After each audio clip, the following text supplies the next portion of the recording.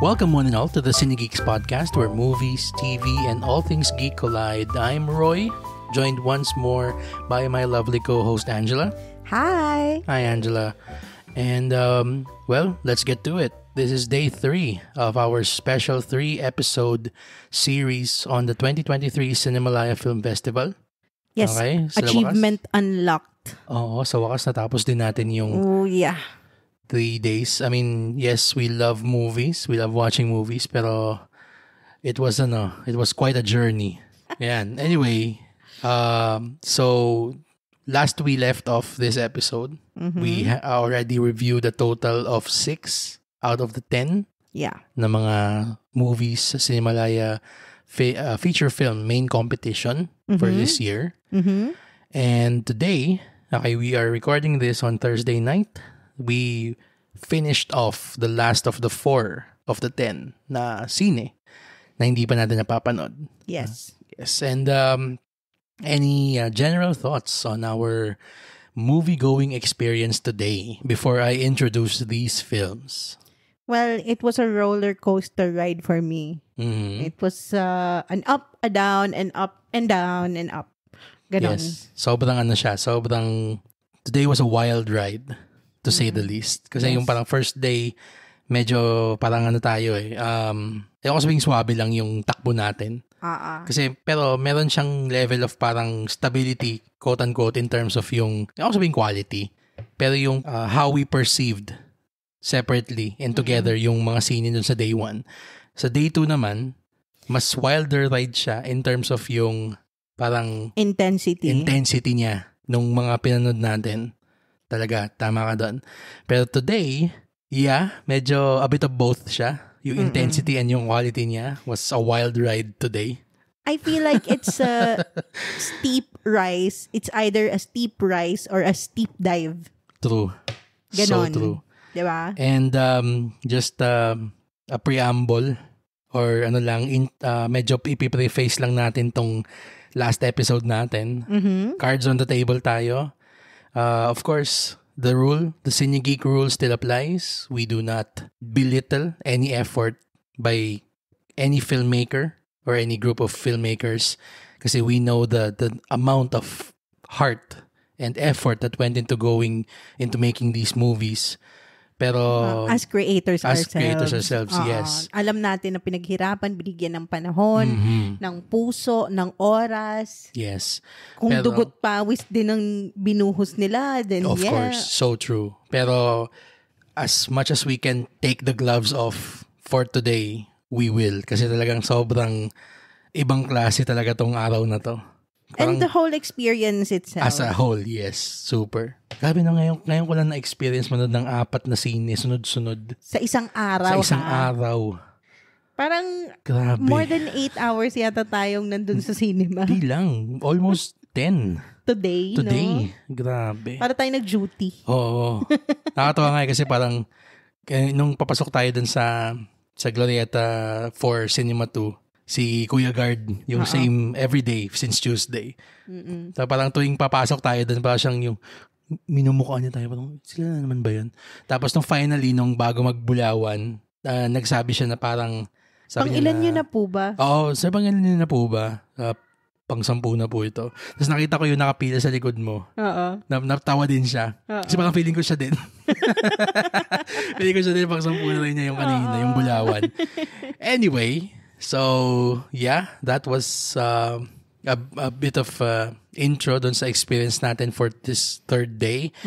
Now, with that in mind, here are the 4 films on our docket tonight. Okay, so the first one. With that in mind, here are the 4 films on our docket tonight.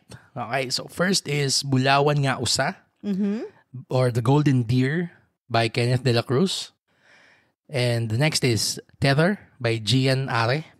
Next is When This Is All Over, directed by Kevin Mayuga, written by Abby Mayuga de Guia and Benedict Mendoza. And finally, Gitling by Joppy Arnaldo. Okay, so, Ange, why don't you give us the logline or yung kumbaga 1-sentence summary ng Bulawan Nga Usa? Alright. Bulawan Nga Usa A man embarks on a soul-stirring expedition on a mystical mountain to look for the golden deer and find solace in an unlikely friendship with a spirited mountain boy. Cast includes Ron Matthews Espinosa and John Neal Pagtalan. Pangtalan, I think. Okay. Yes. So, Roy, what did you think of Bulawan Nga Usa? Well, initially, sabihin ko na agad, right off the bat, kudos to Ron Matthews Espinosa. As I understand, first starring role niya to. Kasi parang introducing yung nasa credits kanina. Na kung tama yung pagkakaalala ko. And I don't think itong si John Neal parang first time din niya kasi hindi siya naging parang end introducing din eh. Is this a kid? Yung bata, si Mingoy. Yan.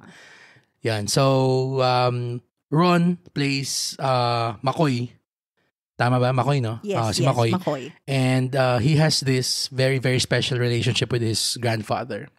Kasi siya yung nagpalaki kay McCoy in the absence of his parents. Mm-hmm. And sobra yung bond nilang dalawa. And yung story itself, just to flesh it out a bit more before we continue, it's about yung si McCoy, played by Ron Matthews Espinosa. Mm-hmm. And he has a very close relationship with his grandfather. Okay. Na nagpalaki sa kanya in the absence of his real parents. And growing up in Iloilo, meron silang madalas na puntahan na bundok doon sa malapit sa kanila. Yes. Na yung alamat na sinishare ng lolo niya sa kanya is the legend of the Bulawan Nga Usa. Or the golden deer. Yes, the golden deer. Now, ang kwento doon is, yung golden deer is a creature na created by the diwata that lives in the forest of the mountains. Yes. And according to legend, na anyone who gets to see the golden deer gets to make a wish. Mm-hmm. Now, yung parang opening, yung first act centers around their constant yung trips pabalik-balik doon sa mountains na I would assume is for the lolo, bonding time nila. Pero para kay young McCoy, parang talagang siya, gusto niya mahanap yung golden deer. Para yan. Siyang pilgrimage. Yan, parang nagiging ganun yung dating. And I really appreciated how heartfelt this story was. It ayoko sabihin siyang parang it felt autobiographical, pero you know that the story came from a real and a very deep place. Very personal. Very personal nung kwento. Sobrang niyang tender. Mm-mm. Sobrang napaka gentle nung buong kwento, na hindi siya yung gagawa siya ng parang, again, yung nasabi ko, like the previous episodes, some movies would have this parang ADHD quality, na they would feel the need to have superficial conflict. Yes. This did not have any conflict at all. Mm-mm. Except for something that happens that informs the rest of the story. I'm not gonna say what happens. Hopefully, you guys get a chance to see this. Yeah. Pero, yun lang siya. And actually, hindi nga siya parang nakapag-sour nung proceedings eh. Yes, it does shape the path of our protagonist from that point forward. Yes. Whatever that thing that happened was. Pero hindi siya yung parang naging bitter. Hindi siya yung naging parang he hated the world. If anything pa nga, mas naging in touch siya with everything that yung that represented yung pinagsamahan nila nung lolo niya. Yun. The acting was so natural, and I would assume pa nga na there was a part parang featuring a group of farmers just enjoying their company, each other's company. I think na pagsabi na natin kanina na artista kaya sila. Yun, or parang totoong mga farmers sila. Oo, kasi parang hindi sila actors eh. Exactly. That's how natural they were. Yes. Oo. Yan. Ikaw ba, what did you think about Bulawan Nga Usa? For Ange? me, sobra niyang just very, very simple. Like, it's simple enough para maging, it made me feel like it's a children's storybook. Yes, true. No? Ganun siya ka-simple and ganun siya sincere. Oo. Yung heart nung story. And isa pang naisip ko just now, para siyang Eat, Pray, Love, pero by way of Paulo Coelho. Ooh. It's soul-searching, pero mas deeper yung hinahanap niya. Oo, hindi Not lang yung... just himself. Hindi lang yung, I'm searching for myself Hindi lang in yung this journey, in this pilgrimage. Hindi lang siya parang pseudo-hedonistic na parang what my humanity craves. Ganun, hindi eh. Parang what my soul craves yung hinahanap niya dito eh. Sige, go. Sorry. So, I don't wanna spoil anything, pero ayan ganun siya kasimple. Wala naman siyang masyadong nuance. Kasi nga, that's how children's storybooks are. Yes. Diba? Yes, it does. It's very, it might seem obtuse. And for parts, it is. Lalo na dun sa mga parts na sobrang placid ng proceedings na it's just being. Again, I'm gonna go back to that term that I use na it doesn't have to have something to root against. You're just seeing a character just searching for themselves. Tama ka dun eh. And I was really enchanted, if you will, by the sincerity and the simplicity of the story. Yun nga. If anything pa nga, parang it transports you to that place. Yes. Na sobrang, parang naaamoy mo yung fresh air. True. Ganon. Oo. Ang sarap panoorin, ang sarap sa mata. Tama. Ang sarap sa mata. It's a feast for the senses if you appreciate these kinds of talagang sobrang slow and placid kind of movies. Talaga. Just to, go to over the things na parang I thought the movie could have done better. Yes. Medyo dun tayo sa technical aspects niya. And since you mentioned yung senses, sige, go ahead. Yun na nga eh. I sadly, I would have hoped if the movie or the team behind the movie would have had the chance to go over their technical stuff, specifically yung sound mix nila. Yes. Parang siguro naka second pass or third pass pa bago na pasa siya na final. Kasi may mga times na madidinig mo yung dialogue, matino, lalo na yung simula, maayos, sige. Tapos pagdating natin sa may bandang gitna, biglang nawawala, nangungongo, na parang muffled siya. Parang ang layo sa mic. True. And well, it's set in the province and open, hindi siya studio. Oo. I know. I am aware of that naman. Pero ang sa akin lang sana is, I don't know if it was an option sa kanila. I mean, judging from yung ganitong klase na independent film production. Pero sana nakapag-ADR sila. Or yung ADR for our cine geeks na aren't in the know, it's a process where after the movie is shot, yung mga actors, pinapabalik sila to a recording studio to re-record their dialogue para maitapal yung bagong recording over doon sa film na shoot. Para pag may mga ganong instances na halimbawa hindi mahahagip ng mic yung dialogue, may klarong copy silang pwedeng timplahin para hindi naman yung parang tinapal lang na record. Kahit sabihin natin halimbawa gumagalaw yung kotse tapos umaalog yung sinasakyan nila, hindi naman pwedeng umaalog yung katawan na picture pero yung boses malinaw. I-edit pa nila yon. Yes. Pero at least meron silang malinaw na kopya galing sa ADR. Hindi na sa sacrifice yung dialogue. Hindi. Dun sa parang ambient sounds. Oo, true. And yun nga lang, unfortunately, this movie could have benefited from it kasi ang dami niyang mga dialogue na parang sobrang vital. Sobrang niyang dapat mapakinggan. Buti na lang nga may subtitles siya, Sinimalaya. Pero talaga, if this were just released any other time na hindi kailangan ng subtitles, magsasuffer talaga unfortunately yung movie.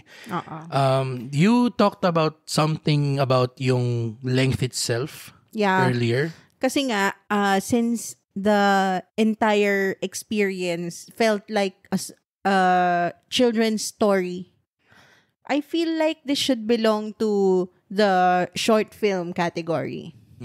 Kasi maybe it's an hour too long to get to where it's supposed to be. Yung ano niya, yung final resolution ng kanyang journey as a person, yung character. Pero we could have saved at least 40 minutes. True. There were very prolonged scenes na could be shortened.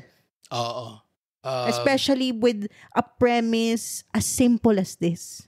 You didn't need all that time to tell it. True. Actually, just to add to kung ano yung sinabi mo, I think that I don't know if it's a twist sa dulo. I think the ending would have landed harder if it was a short film. Yes. Kung talagang parang sobra nating focus lang doon sa yung kwento talaga. Yan, siguro pwedeng maging mas leaner, mas tighter sana yung kwento. Yes. If it were a short story, short form siya. But that's not to take away. I think naman kasi yung parang, ayoko sabihin masyado na parang excess. Pero siguro dun papasok kasi yung mga atmosphere building nung movie sana. Pero that's it, I guess. We will give our final thoughts for all the movies later on at the end of the podcast. But Ange, let's go on to our next film, which is Tether. All right. Okay. After having a one-night stand, an arrogant playboy and a timid young woman discover that any kind of pleasure or pain they inflict on themselves can be felt simultaneously by the other person. Now, the cast includes Mikoy Morales, Jory Belagoto, Rich May Valencia, Olivia Banela, and Albert Briones. So, Ange, what did you think of Tether? I wasn't as tethered to it as I hoped. Yeah. It did not connect with me, unfortunately. Well, kudos to the cast, especially the two leads, kasi they really did their best with the material they got. Oo. And ramdam mo na nag-try talaga sila eh. Pero yeah, I didn't get the story. The premise was good. Actually, sobrang intriguing nga ng premise niya eh. Para siyang may pagka-sci-fi na Twilight Zone eh. 'Di ba? True. Parang ang sabi ko pa nga para siyang Freaky Friday. Pero by way of Sense8. Kasi dalawa lang sila. Tapos meron silang parang shared senses. So Sense2. Kasi Sense2. Okay. Kasi yung nararamdaman ng isang tao, nung guy, nararamdaman din ng girl. Everything, ha? As in sense of smell, sense of touch, sense of except sight siguro. Pero sense of taste. Yung mga ganun. Mga ganun bagay. And parang thesis statement yata nito is yung how you are tethered to your toxic relationships. Parang ganun. Yun yung gusto niyang sabihin. Yeah. And unfortunately, hindi niya na land yung talagang gusto niyang hindi niya natumbok eh. I don't know if nakulangan sila ng oras or there are times na sobrang fast-paced nung pag-uusap nila and then biglang they struggle to complete sentences. It's very hard to watch. I'm so sorry. I will unfortunately agree with you. I am not gonna sugarcoat this. This was a very unpleasant experience. And I'm not just talking about yung script. Okay, I appreciate that there was an effort to hopefully parang try to flesh out a very high concept, a highbrow concept. 'Di ba? Tama ka sa sinabi mo na para siyang Twilight Zone na kwento na parang what if two people who shared a one night stand suddenly are able to feel each other's senses, 'di ba? That is a very intriguing premise, and using that for a story that basically is a commentary on toxic relationships. Parang you should have had a slam dunk with that, kasi ano lang talaga, parang yung execution lang dapat siguro mas nag-focus sila more doon sa yung uneasiness na naramdaman nila about their new shared experience. Kasi noon sa part na nagkita sila after they realize that they can feel each other's senses, it just becomes parang a short conversation, and then we're on to them being them. Parang sila na.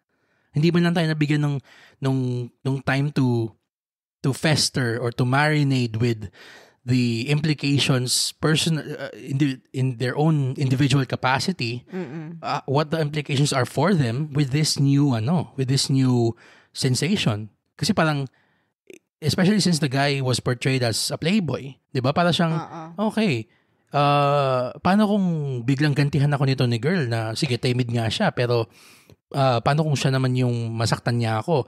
Yes, we do eventually get to that. That becomes the parang yung climax ng sine basically. Yes. Pero parang nagmamadali ba tayo? Para tayo masyado nating gustong mapuntahan yung ending agad. I focused so much on the Big Bang na parang we didn't think of how to build the bomb first. Yan. Parang ganun yung nakikita ko eh. Tsaka one of the things it's trying to parang manifest or it's trying to get across is parang hurt people. Ganon. Yeah. Oh. And it's true, pero the execution nga, it didn't really land. Tsaka isa pa, yun parang manipulation by way of pain. True.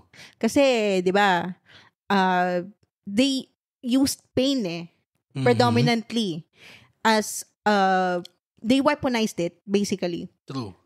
Ginagamit nila yung pain to control the other person.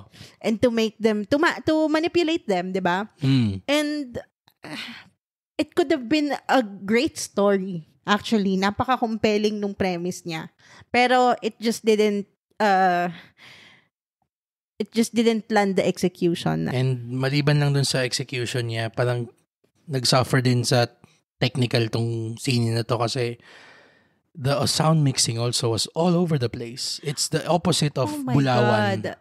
And yung isa pa, maliban lang dun sa writing niya, pati yung technical niya, may dun na parang siya yung kabaliktaran ng Bulawan nga usa. Kung sa Bulawan nga usa, ang daming moments na you can barely hear the dialogue. Dito naman sa Tether, you hear the dialogue. Para siyang ganon. Na parang Huwag mo namang gawin sa mga listeners natin. Na-experience nyo yun for just a moment. Pero imagine that for like 20 minutes, the whole theater was shaking. And it was just a simple conversation. Hindi pa nga siya intense na nangyayari. Nag-uusap lang sila, pero umaalog yung buong sinihan kasi ang lakas-lakas ng sound mix. Na parang, grabe. Sobra. Tapos bigla siyang hihina. Tapos lalakas na naman siya. Tapos hihina. Tapos lalakas na naman siya. Na parang, I get that these films were made independently. Hindi sila yung dinaan sa isang proseso na masasabi nating parang kung ano yung ginagawa ni Star Cinema or ni GMA Films or ng mga ibang established na studios ba? Pero wala ba tayong quality control na dinaanan? Are we that excited to get to the festival na we forgot to parang do QC on our work first? 'Di ba? Para siyang nakakadismaya kasi you want to root for all of these films. You do not go into these movies saying na I hope this fails or parang pangit na to agad, ganun. Hindi. Kasi pero if the movie itself does itself no favors by parang being, less than stellar quality. Parang why, I don't want to say why bother, pero why go through the process of putting your heart and your soul out there if you're not gonna give the best quality or the best version possible of your work? I mean, if you think that this is the best version of your work, then kudos to you. Pero yun lang, nakakadismaya lang talaga na may mga ganitong work na nangyayari. And again, it could have been a great premise. Actually, it could have been a great short film too. Talaga. Missed opportunity siya talaga. Oo. I don't want to end this part on a sour note. The maker had a very great, cool idea even in mind. Hindi siya parang yung patapon lang na concept eh. It was high concept actually. High concept siya talaga, super. I would like to see the creator try again. Talaga, please.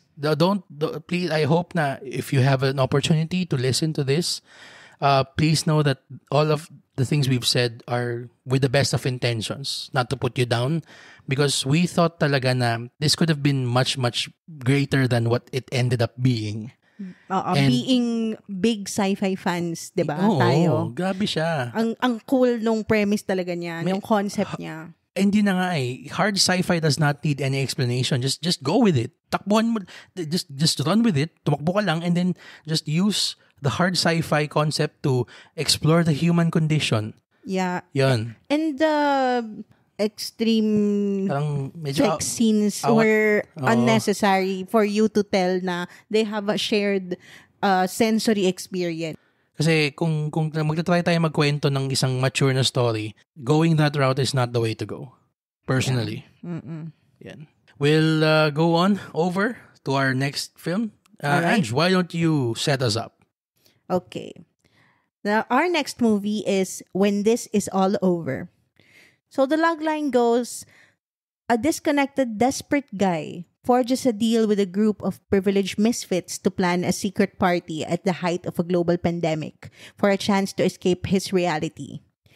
And our cast includes Juan Carlos Labajo, Joribel Agoto, Ana Abad Santos, Shai Mog, Noor Hushmand, Jico Umali, Aaron Maniego, Renee Dominique, Lottie B, and Zara Loayan.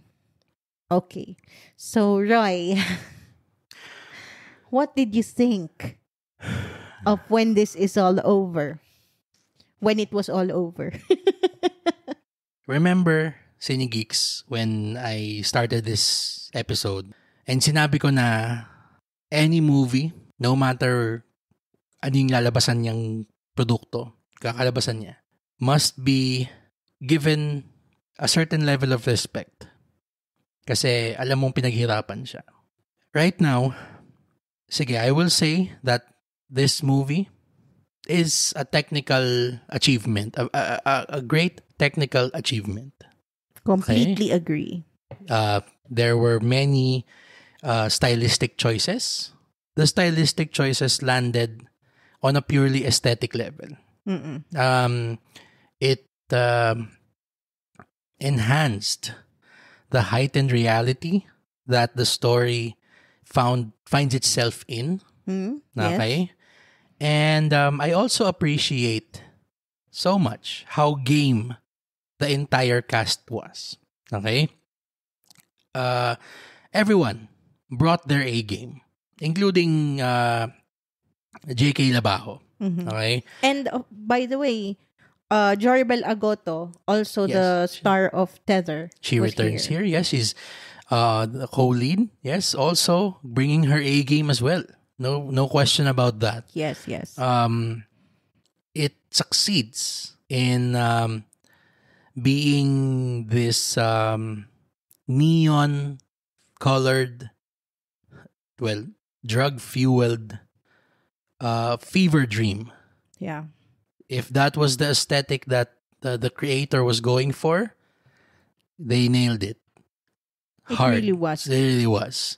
And also, napansin mo ba yung parang ending credits niya? It was a Kevin Mayuga trip. Yeah. Yun yung sabi niya. Dun sa end credits. Yes. Yes, it does. It feels, I know, I haven't. I wouldn't know what that trip feels like. Pero if that's what they say it feels like, then I take their word for it. Pero, and I'll try to be as diplomatic as I can with the things that I found.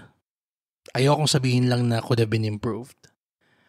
Pero the things that I found that were so problematic about this film. Okay? For the movie to set itself during the pandemic, okay, is a bold choice. Yes. It was fresh. Sobrang fresh. And we're still actually In it. Na-experience pa rin natin yung after effects nung nangyaring lockdown, etc., etc. Mm-mm. And one of the more parang interesting choices it made was to focus on how there was a difference in privilege, Mm-hmm. both between the rich, the elite, and the working class. Okay, so J.K. Labajo is this guy, slacker character who is a rich kid.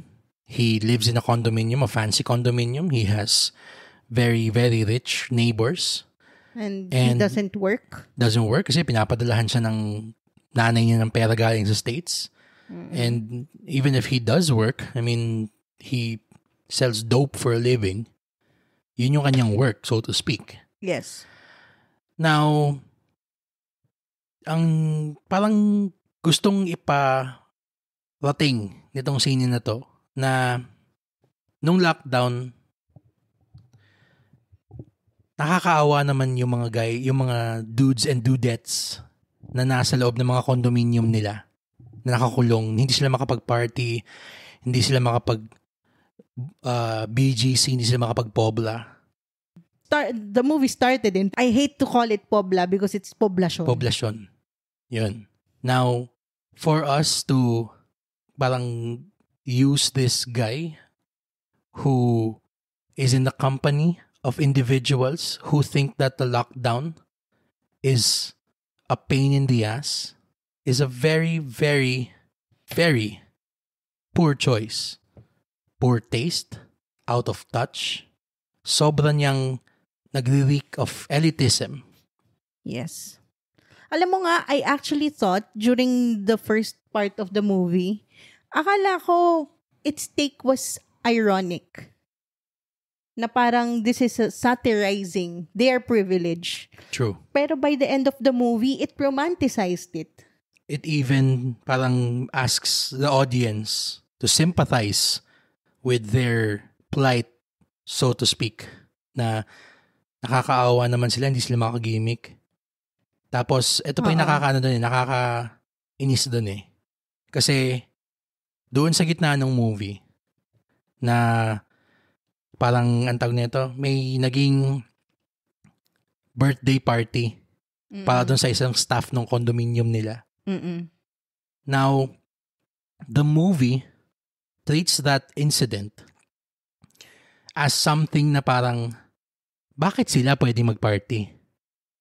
Bakit kaming mga mayayaman hindi? Yeah. 'Di ba? Na parang ngayon lang kayo na inconvenience. Ngayon lang kayo hindi nakapag lumabas ng party after constantly going out and partying nonstop while these people work for you, work their ass off to make sure that you have a very comfortable existence. And parang yung ano pa nga yung nangyari doon sa birthday party na yun was for a guy na matagal nang, according to the story, matagal nang hindi nako-contact yung pamilya niya kasi naka-lockdown. Oh. Na-forced siyang magstay doon malapit sa condo kasi trabaho niyang maging head of security. And then the other characters Yung gravitate, mga spoiled brat. Oo, they gravitate towards that thing, that incident na parang, ay bakit sila pwede? Bakit kami hindi? And take note, itong mga burgis na mga Gen Z, gumamit pa ng ambulance para Diba? sunduin yung mga party na hindi permitted by the building. And nakaka-unnerve kanina dito, just being meta about this. We saw this with a full house, with a full crowd kanina. It was very unnerving seeing the entire cinema cheer at these horrific choices na parang ambulance used to transport children to an illegal party. What's cheer-worthy about that? Tapos the staff pa will take the fall for this. Exactly. And then it's still very humorous somehow to the audience that we're with. Kaya nga, ito pa yung Sobrang grabe, nakakanginig. Sobrang bone-chilling nung cognitive dissonance nung mga kasama namin doon sa sinihan kanina na parang yung fact na nga lang na kanina nung nagkakaroon ng mga may isang character kasi doon na supplier na nung mga binibenta niyang kono ng mga yun. So itong si Bida na nagkaka-crisis siya kuno na parang anong gagawin ko ngayon? Shit, papalayasin ako sa aking swanky condo, bro. Parang ganun siya. Tapos yung staff na nahuli na dapat may bantay ng susi, which is yung si Jory Belagoto, was fired. Kasi yun yung parang compromise na ni-reach nung building staff kasi meron din silang mali. So parang hindi magka-bulilyasuhan na lang kung sino yung sacrificial lamb na in charge din dapat sa susi. Unfortunately, yun yung character ni Jory Bell. So tinanggal siya. So yun yung parang guilt na nararamdaman, yung surface level guilt. He was guilty because he got someone fired. Hindi siya guilty dahil nawalan ng kabuhayan yung tao na kinaibigan niya at pinahulog niya yung loob. Hindi yung romantic pero yung pinaramdam niya na this was a kindred spirit, yung bida para kay Jory Bell. And ang ending lang, niloko niya para lang makuha yung susi doon sa rooftop ng building para makapag-party sila. Yeah. He wasn't sorry for what he did. He was sorry he got caught. Exactly. Yes. Tapos, yun na nga evicted siya dun sa condo, pero ang solusyon ng nanay niya, bilan ka na lang ng condo. Ano bang gusto mo? Gusto mo ba ng bagong condo? Mas Sige upscale? Na. Gusto mo mas upscale? Sige na. And then yun nga yung story. Tapos yung kanyang pinaka-main na yung Yaya story. Yung Yaya story. So, hindi, yung Yaya story pa lang. Sige, yung kinuwento nitong si dealer kay Pusher. Tawagin natin Pusher yung bida. Kinuwento ni dealer kay Pusher na nagtago daw siya ng edible sa ref. Yun, na para sa mga kaibigan niya. Unfortunately, kinain ng tatay niya yung brownies. Tapos binigay ng tatay niya dun sa katulong nila. Tapos yung katulong nila, nung kumain, syempre, tulog. Bagsak. And dahil dun bagsak, hindi siya nakagising na following day para gawin yung duties niya. Tapos, ang ending, tinanggal siya nung pamilya nitong ni dealer. Tapos, yun din same din siya, yung sinabi mo kanina na para siyang, the dealer felt sorry he got caught. Not because he got someone fired. Not because he got somebody parang cut off from their only source of income para dun sa mga pamilya, yung mga anak na pinapakain nung yung kinikita niya, nung katulong na yon. And ito yung pinaka-disturbing doon. It's not even that. Ang pinaka-disturbing doon, we both know na parang maraming mga grupo Well, apparently, kanina din, nung pinanood namin siya, meron palang Q&A with the director nitong scene na to.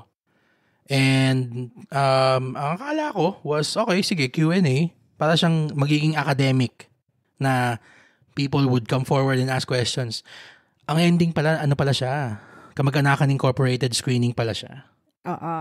Everybody knew each other. They were taking photos dun sa loob ng sinehan and nagbabatian ng 3 rows away, di ba? Oo. And dun sa scene na kinuwenta natin, yung tungkol kayo sa yaya nung ni-dealer na natanggal sa trabaho and what they're going through, yung reaction ng audience, they were just laughing. They found it funny. That was so stomach-churning.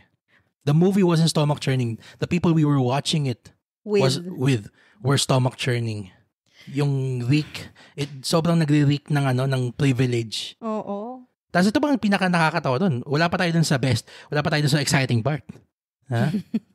Nung binasa ko kanina yung parang director's notes niya nung sine, ang kanyang parang thesis statement nito sa sine is, and inulit siya many times in the movie. Sinabi na, basically, ang issue ng mga mahihirap, hindi sila maswerte.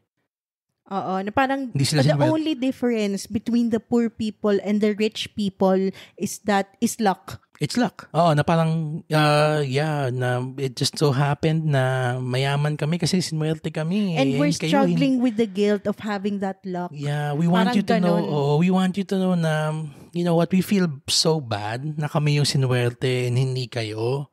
Pero wala tayong magagawa dun eh. Parang ganun. Oo. Pero alam mo, kung hindi yun yung kasama nating audience, makukuha ko pa yung gustong sabihin ng movie na parang satirizing or exposing the class divide. Pero actually, this felt like that scene in Parasite na dinadrive ni Song Kang-ho, yung rich wife, na sabi niya na ang ganda-ganda ng walang pollution kasi ang lakas ng ulan. Ay, oo, yun sinasabi na parang, yun. I love the rain talaga. The rain kasi, because it's so peaceful. And there's no pollution the next day. Without even thinking. Na yung pamilya ni Song Kang-ho, lumulubog na sa baha. Or yung ibang mga tao na binabaha kapag ganun kalakas yung ulan, di ba? True. Ganun yung pakiramdam ko. And it's a good thing that you brought up Parasite. Oo. Kasi ako, for me, after natin lumabas kanina, talagang it felt, my stomach felt so sick. Talaga. Actually, after watching. May mga katabi tayo na ganun din na parang nagbubulungan. Narinig ko kasi, I overheard them whispering to each other na parang, hindi ko gets, bakit nakakatawa yun? Ba't sila natatawa? Oo. Ganun. Yun yung, na parang, alam mo yun, I felt parang, I can't believe I am seated together with people who find this funny. This is gonna be a two-pronged parang statement from me of observation na paglabas natin kanina, sinabi ko sa'yo, parang, alam mo kung ano to? Para siyang movie form nung naging parang nangyari a few years back na nung lumabas yung Parasite dito sa Pilipinas. Yeah. In the most out-of-touch thing ever done, okay? Manila House decided to hold a screening of Parasite for at least $1,000 per head. For the ultra-rich. Huh? Without any self-awareness of how fucking stupid that is. Diba? Tapos maliban dun, na para siyang yung mga kasama natin na iba, na yung tawa ng tawa dun sa kwento na natanggal yung katulong, parang feeling ko ma-offend sila sa Parasite. Sila yung parang, bakit kami ginaganyan kaming mga mayayaman? Hindi naman kasalanan namin. Hindi naman namin kasalanan, ang hirap nga. Bakit naman namin kasalanan maging maswerte kami? And you know what, actually, right, just now I realized, this movie actually is just parang wants to have its cake and eat it too. Kasi what we're saying, okay, was actually uttered by the characters na quote-unquote yung staff ng building And they were making fun of it. And ako sa akin, sige, I would say rightfully so. Kasi what else can they do? 'Di ba? We can the working class can only make fun of the fact na these people are so rich that they can end everyone's hunger 10 times over, and yet they don't.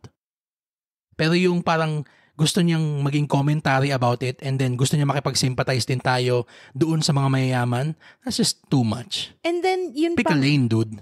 Yung ending niya, na parang dahil napalaya siya dun sa condo o homeless siya until his mom buys him a new, more upscale condo. Tapos palabas na siya, sorry. Tapos sa dulo, biglang nakita niya sa labas si yung mga Rosemary. Yung mga, yun. Si Rosemary hinabol niya, tapos parang meron pang allusion of romantic, na open-ended, na parang, what the fuck? Am I supposed to feel sorry for this white dude?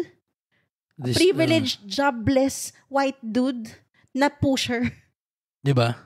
Tsaka yung yung dun sa dulo na parang ewan ko kung nag-double down na lang ba siya dun sa quote-unquote villainy ng mga ibang tao. Pero parang yung nag-udyok sa kanya in the first place to do something that got Jolly Bell's character fired. Okay? I was actually happy that nung nawala sila sa screen. And then, nung bago siya umalis, biglang nakita na nagsisisigaw siya doon sa gwardiya. Then yung gwardiya was saying na dahil sa ginawa nila, banned sila sa building. Rightfully so. And they had the gall to parang pull out all of these cards na parang, you know what, my father owns the agency, I'm gonna call my dad and they're gonna get you fired. Para silang mga Karen. Parang mga ganun. Tapos ito pa yung nakakatawa, to what you said na parang yung sobrang mopey boy mode niya sa dulo. Nakakatawa kasi ginaxtapose siya na parang, ay, anak, huwag ka nang umiyak. Ito, may $2,500 ka. Sige na, huwag ka nang umiyak. Parang, kawawa ka naman, anak. Ito, $2,500 ha? $2,500. Hindi pesos ha? Tapos parang sabi niya, no thanks po. Opo ma, sige lang po, okay lang po ako. Salamat po dun sa $2,500. Sobrang... Tapos, it's supposed to make us think, yung ending, na parang parehas lang si pusher dude at saka si Rosemary. Yung si Jolly Bell, Oo, na parang nasa same footing na sila kasi parehas silang nawala dun sa building. So, ganun. Dahil natanggal siya sa building, na-evict siya dun sa building niya, redeemed rightfully na siya. so, biglang tama, redeemed na siya. And he can look at her as romantic interest. This is like the rich teaching us about the class divide. So, parang, and sympathizing with us. Oo. Na parang where was the quote-unquote I suddenly realized how privileged I was during the lockdown. And I feel guilty. Ito, just in closing, kasi I value my mental health. My mental health and my physical health. At ako'y medyo kumakabog ang aking dibdib ngayon. Well. Pero, sinabi ko to kanina sa'yo nung pagkatapos nating manood ng Tether. Mm-hmm. Tapos pagkatapos nating manood nitong Over, parang mas nag-resonate pa siya lalo. Mm-hmm. I can forgive Tether for feeling unfinished, unpolished, sobrang very, very rough. Very rough is actually. Pero for a movie, for yung when this is all over, parang to say it's basic thesis statement of the rich are lucky and the poor are not, and it's so parang nakakaawa naman sila na may burden sila na maswerte sila. Na yun yung parang controlling idea nung when this is all over. It's just all kinds of out of touch and messed up. Sobrang out of touch. That sums it up. And the perfect audience for this to eat it up was the rich and elite. So Needless to say, We'll leave it at that. this wasn't for us. Yeah. Para silang, parang feeling ko na to turn on sila dun sa Sa plight ng mga mahihirap. plight ng mga mahihirap nakikita nila. Ewan ko. Anyway.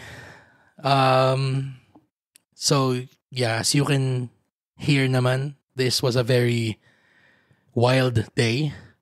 I'm happy that in spite of the previous three, we still had a very wonderful movie to close out our 10 film stretch for Cinemalaya 2023. That's right. Yes, and the movie is called Gitling or Hyphen, and the movie log line is as follows: while creating the subtitles of a film, a young Filipino translator and a middle-aged Japanese director test the limits of language and understanding. And our cast includes Gabby Padilla and Ken Yamamura. So, Ange, what did you think of Gitling? Oh, grabe naman. This is such a beautiful movie. Yes. About human connection, about communication, and about understanding and being understood by anyone, not necessarily a significant other or a lover. Pero yun nga the main elements of this movie is language. And there was no language barrier between the two characters. Kasi one is a linguist, is a polyglot, right? So, wala siyang problem communicating, even switching within seconds lang. Dialect, Filipino dialect, Tagalog, English, Japanese, and even a made-up language. Mm-hmm. So, even with all those tools at hand for her, she still struggles with understanding and being understood. So, yeah, sobrang ganda nung approach nung movie. Sobra niyang introspective and sincere to the point na ramdam mo sa puso mo yung pag-uusap nila. Ito talaga yung masasabi mong heart-to-heart conversation. Because they even speak a made-up language of their own. Only they can understand. And I love that it was not played up romantically in the beginning. It was just being connected with the person. Parang hyphen or gitling. And para lang makonect yung title nung movie, in-explain nung main character, si Jamie, na yung gitling is used dun sa made-up language niya na pinakita niya kay Makoto, na nagko-connect yung two words na magkaibang definition ng gitling or hyphen, and then it creates a new definition. It creates a new word.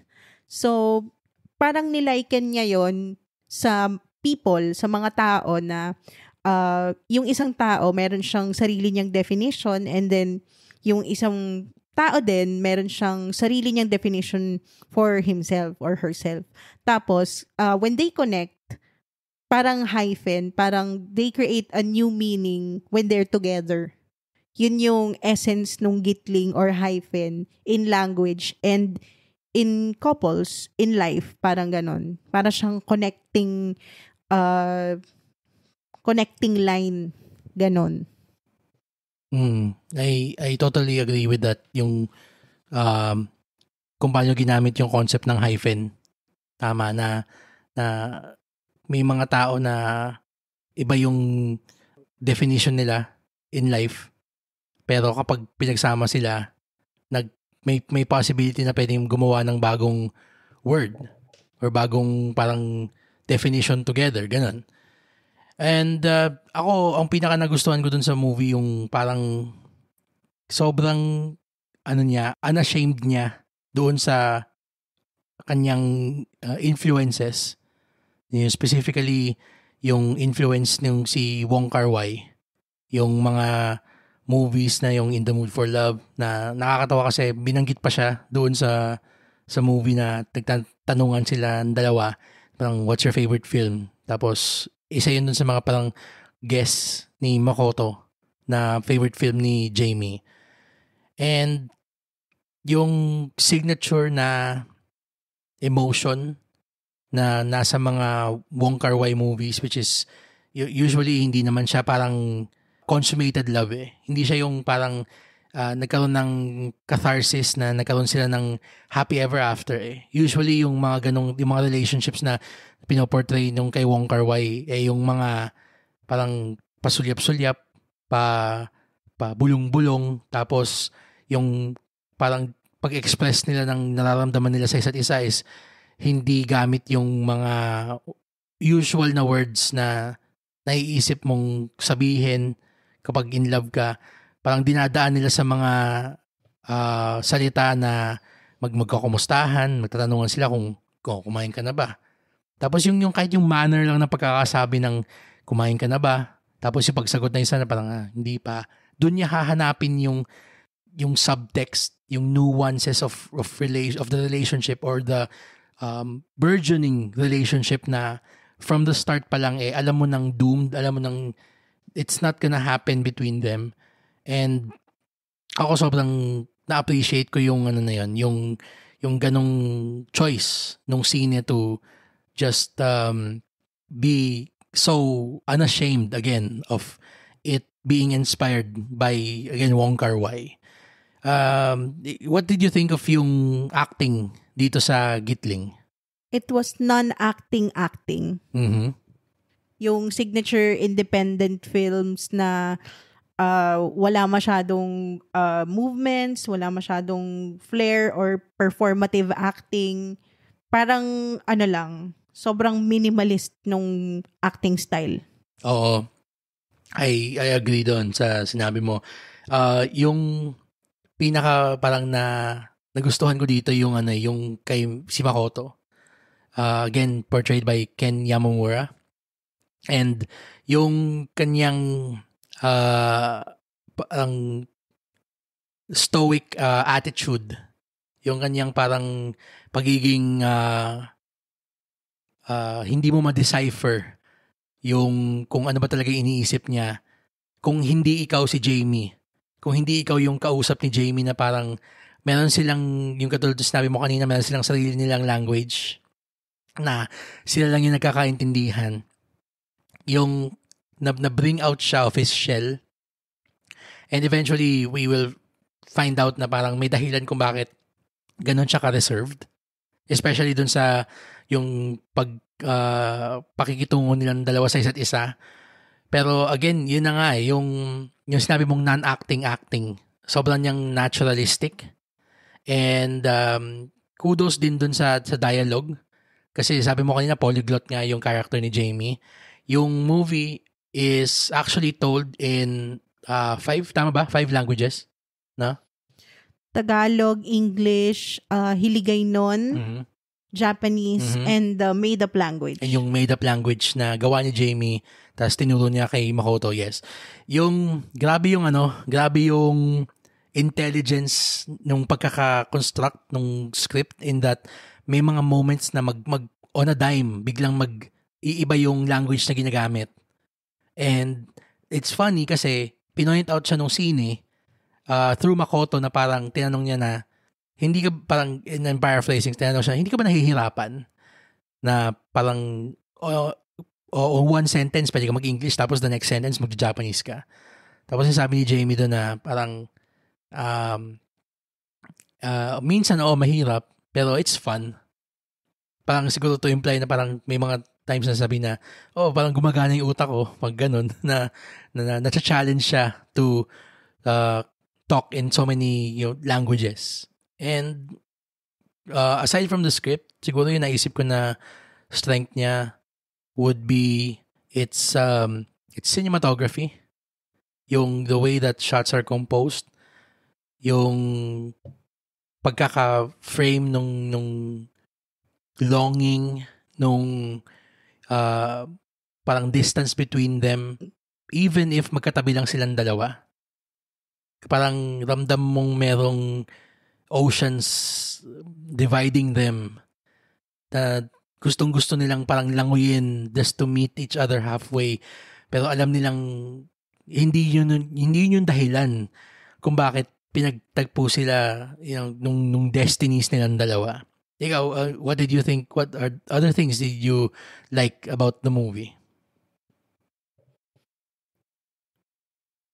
Yung mga lingering shots niya were so peaceful and very contemplative. Tama. Well, tama. I agree with yung sinabi mo. And if you had one thing that you could siguro point out na what could have been done better, meron ba? Wala naman kasi it's beautiful as it is.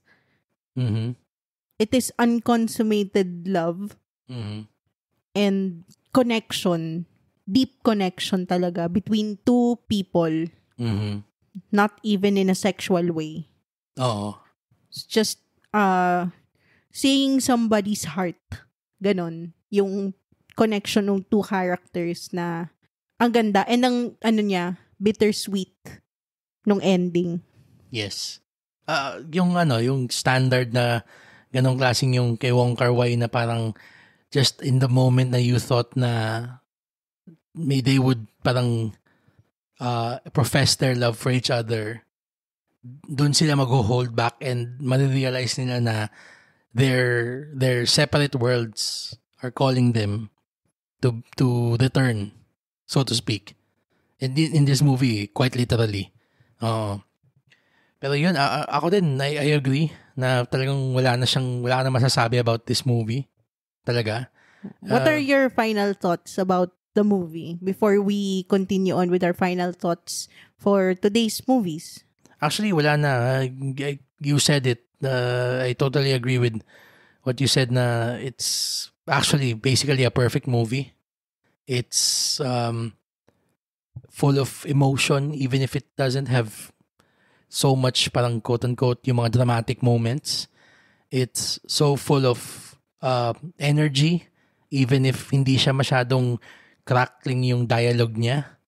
Pero ramdam mo yung care and yung love nung pagkakagawa both in front and behind the camera talaga.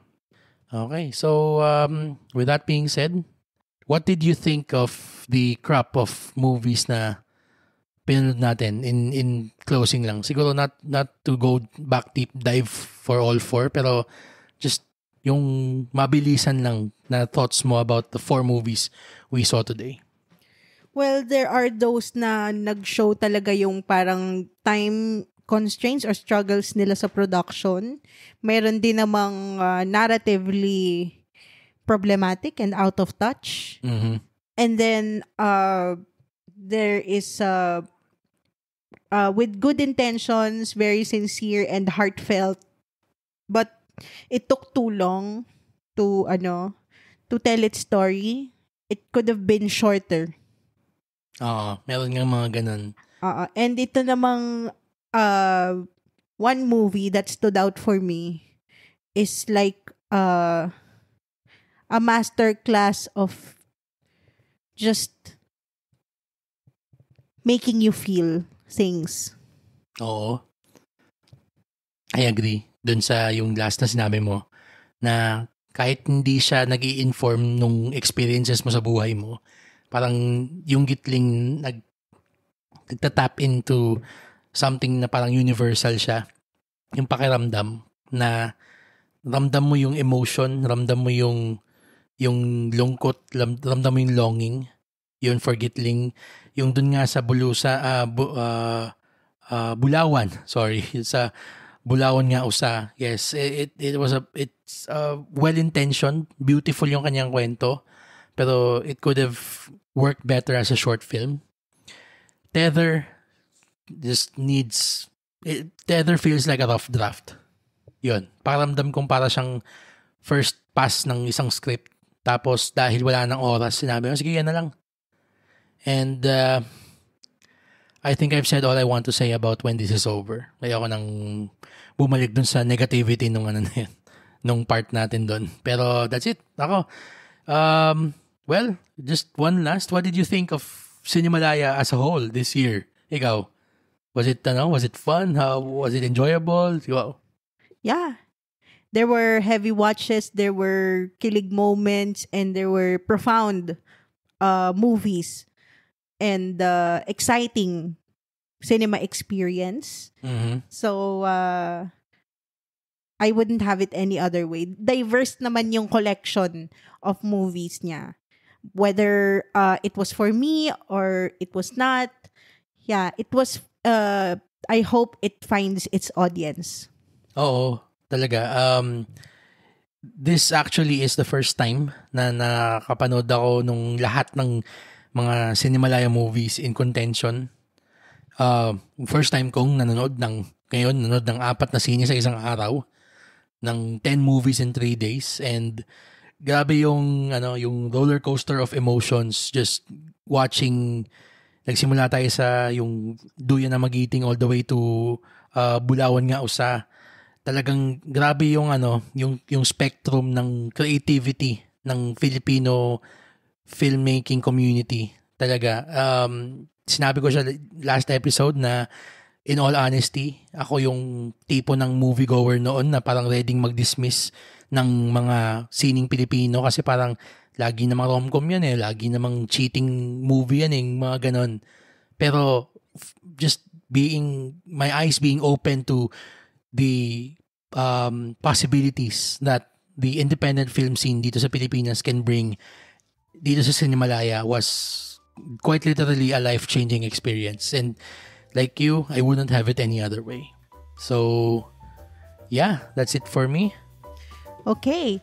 By the way, Cinegeeks will be taking a break next week from uploading our twice a week episodes. So we will be back the following week. And of course, if you've seen any or all of these movies, please share with us what you thought about it. Comment it on our social media. Again, we are on Facebook, Instagram, and Threads at CineGeeksPod. Thank you, Cinegeeks, for joining us for our 13th episode. For my co-host Roy, this has been Angela. Thank you for listening to the Cinegeeks podcast, where movies, TV, and all things geek collide.